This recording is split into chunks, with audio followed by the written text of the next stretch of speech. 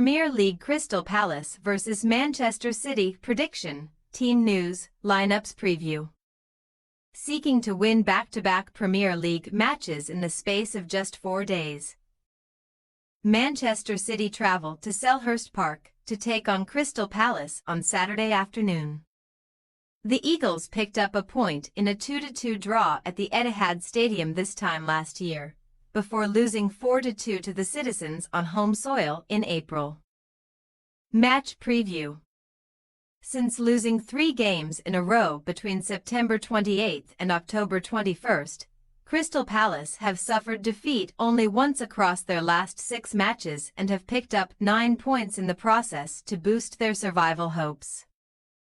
The Eagles extended their unbeaten run to 3 matches when they secured a slender 1-0 victory away against Ipswich Town on Tuesday night, with a second-half strike from Jean-Philippe Mateta sealing just their second top-flight win of the campaign and their first away from home.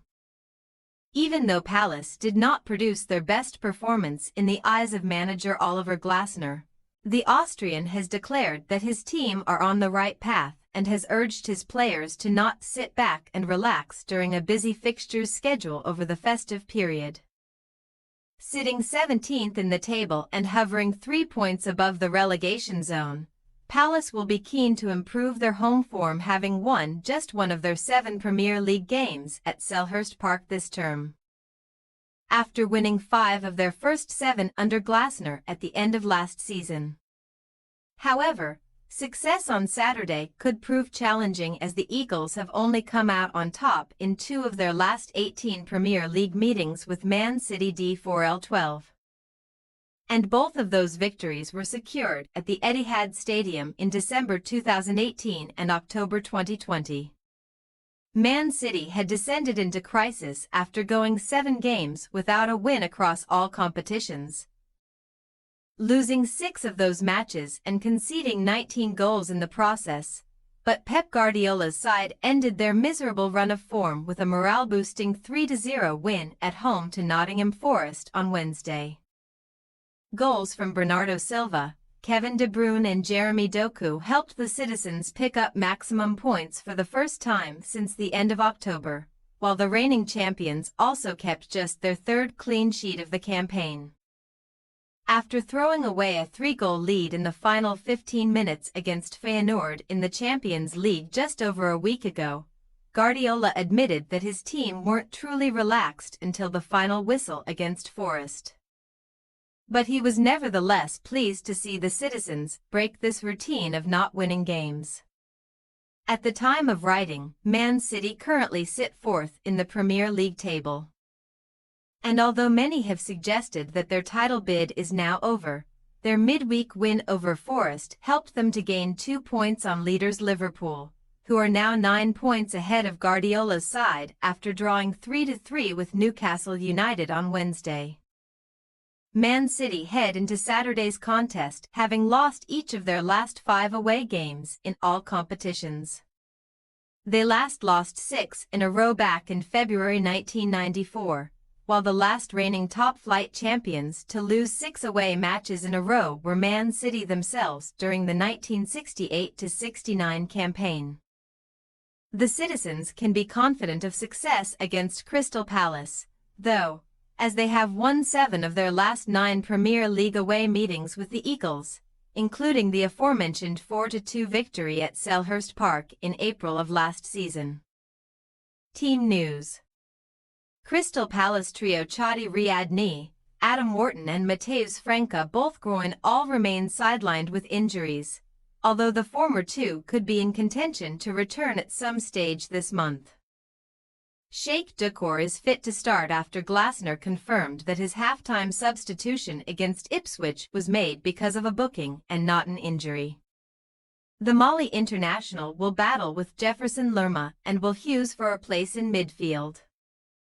Daichi Kamada is available for selection after serving a 3-match suspension, and he could also feature in midfield or provide support in attack for Mateta and Ebereki Eze.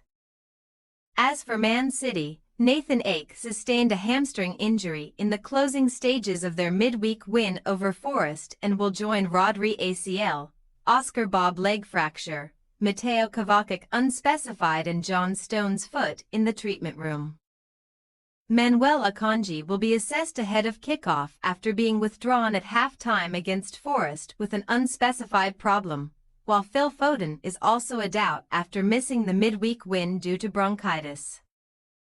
The potential absence of both Ake and Akanji could see Josko Gvardiol moved back into central defense or 19-year-old Jaume Simpson-Pusey handed a start alongside Ruben Dias, with Kyle Walker and Rico Lewis operating as fullbacks.